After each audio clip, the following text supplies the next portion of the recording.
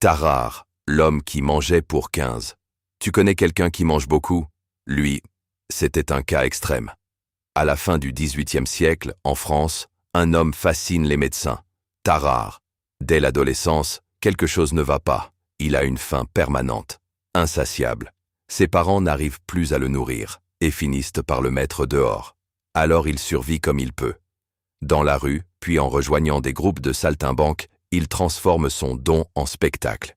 Il mange devant les gens, d'énormes quantités de nourriture. Mais pas seulement.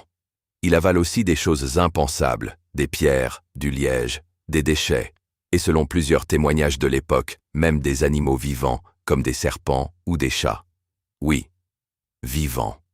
Et malgré tout ça, il reste extrêmement maigre. Son corps est étrange. Sa peau est flasque. Son ventre peut se gonfler énormément après un repas et il dégage une forte odeur. Mais surtout, il ne se sent jamais rassasié. Plus tard, pendant la Révolution française, il rejoint l'armée française. Là encore, son appétit devient un problème.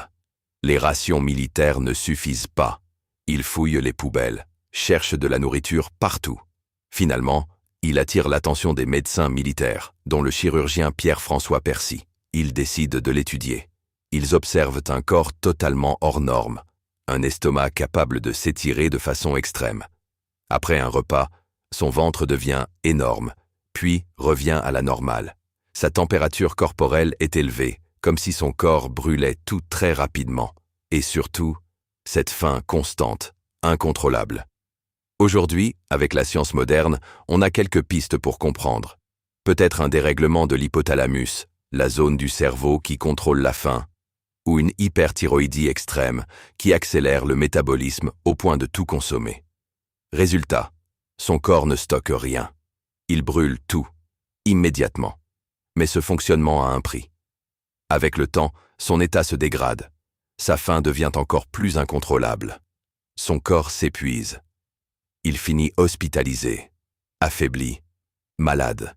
Et en 1798, à seulement 26 ans, Tarare meurt. Jusqu'au bout, son corps sera resté une énigme. Aujourd'hui encore, les médecins ne savent pas exactement ce qui provoquait un tel phénomène. Tarare reste l'un des cas les plus troublants de l'histoire médicale, la preuve que parfois, le corps humain peut dépasser ses limites. Envoie ça à quelqu'un qui pense avoir un gros appétit, il va relativiser.